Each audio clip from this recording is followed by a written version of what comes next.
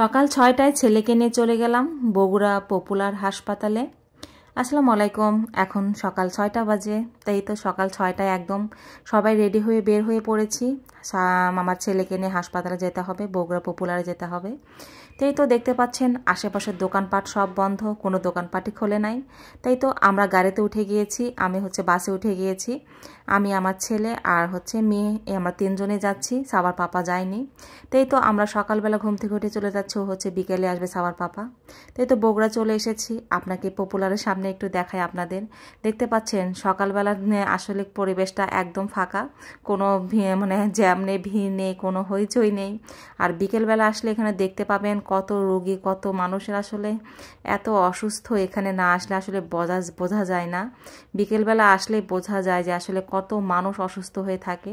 তো সকালবেলা অনেকেই হয়তো টেস্ট করতে দিয়েছে ডক্টর, সেগুলো অনেকেই করতে এসেছে। তো আমরাও এসেছি, এসে বসেছিলাম ৮টার ভিতরে, ওষুধ খাওয়ার ১ ঘন্টার ভিতরে আসলে পরীক্ষা দিতে হবে। তো ছেলেকে ওষুধ খাইয়ে দিয়েছিলাম, ওর আবার বলছিল আমার মাথা ঘুরছে, বমি বমি লাগছে, ওষুধটা খেলে এরকম একটু হয়। তো অনেকক্ষণ বসেছিলাম, বসে থাকার পরে ৮টা বেজে গেছে। তা ৮টার দিকে দেখতেই পাচ্ছেন কাউন্টার পুরাই একদম কয়েকটা লোক ছিল, আর পুরোটাই ফাঁকা। যারা চাকরি করে তারাই ছিল, কোনো লোক নাই, কোনো ভিড় নাই। তা আমরা একটু বসেছিলাম। তা এখন প্রায় ৮টা বেজেই গেছে, আর কয়েকটা মিনিট বাকি ছিল।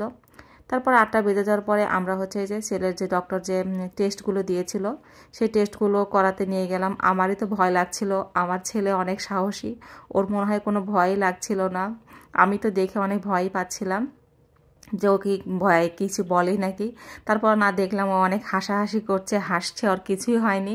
ও অনেক সাহসী আসলে, ছোট থেকে আসলে ও এমন কোনো ভয় পায় না। এর আগেও যতবার ওকে টেস্ট করিয়েছি ওর কোনো দিনও কখনো ভয় পায়নি, ও সবসময় সাহস নিয়ে করেছে। তাই তো সকালবেলা যেহেতু কিছু খাওয়া হয়নি, আশেপাশে একটু হোটেল খুঁজছিলাম যে ছোটো মোটো কোনো একটা হোটেল পেলে বাচ্চাদেরকে খাওয়াবো, নিজেও কিছু খাবো। যেহেতু সকালবেলা চলে এসেছি, সবাই না খেয়ে আছে। আর সকালবেলা হোটেলের পরোটা খেতে কিন্তু বেশ মজাই লাগে। আমার ছেলের আবার খিচুড়ি অনেক পছন্দ হোটেলের, ওর পাপার মতো। তাই তো আমরা গরম গরম পরোটা নিয়ে নিয়েছি, ছেলে খিচুড়ি আর ডিম ভাজি নিয়ে নিয়েছে। আর এখানে মেয়েও পরোটা নিয়ে নিয়েছে, মেয়ে আবার আমার মতো পরোটা পছন্দ করে। তো অনেক দিন সকালবেলা ভোরে উঠে আসলে এরকম গরম গরম পরোটা খাওয়া হয় না। তাই ভাবলাম এই সুযোগে আজকে একটু হোটেলে সবাই মিলে, মা ছেলে মেয়ে সবাই মিলে একসাথে একটু খাওয়া দাওয়া করা যাক। তাই তো মেয়ে মজা করে খাচ্ছিল, আমি আবার খাচ্ছিলাম। এই যে গরম গরম ডাল দিয়ে এই যে পরোটা খেতে যে অনেক মজা লাগে, আসলে হোটেলের এই পরোটাগুলো এত মজা লাগে। তো ছেলে বলছিল আমাকে একটু ডাল দাও আম্মু, আমি খিচুড়ি দিয়ে খাবো। তো ওকে একটু ডাল দিলাম। আর এই যে ডাল দিয়ে পরোটা নিয়ে এরকম একটু ডাল বেশি করে দিয়ে খেতে কী যে মজা, আমার কিন্তু আবার এখন খেতে ইচ্ছা করছে। হোটেলের এই পরোটাগুলো কিন্তু খুবই মজা লাগে। আমার আবার মিষ্টি অনেক ভালো লাগে।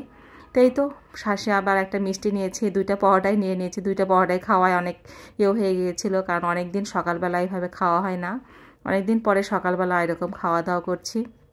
তাই তো মিষ্টি দিয়ে পরোটা খেতে কিন্তু ভীষণ মজা লাগে। কার কার ভালো লাগে এরকম মিষ্টি দিয়ে পরোটা। তো খাওয়া দাওয়া শেষ করে এখন ফুপির বাসায় যাব। তো রিক্সায় উঠে গিয়েছি, আমার আন্টির বাসা আসলে বগুড়ায়।